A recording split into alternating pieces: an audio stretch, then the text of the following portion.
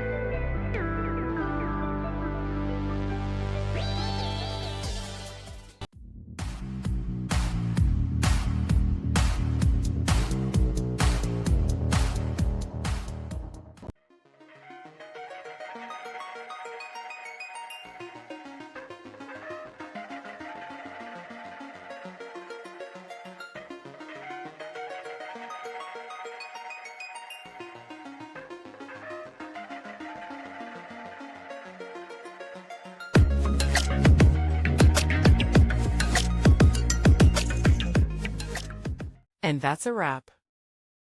I hope you found the answer you were looking for. If you did, take a second to hit that subscribe button. It really helps out. And let me know in the comments which solution worked best for you. See you next time in the debug zone.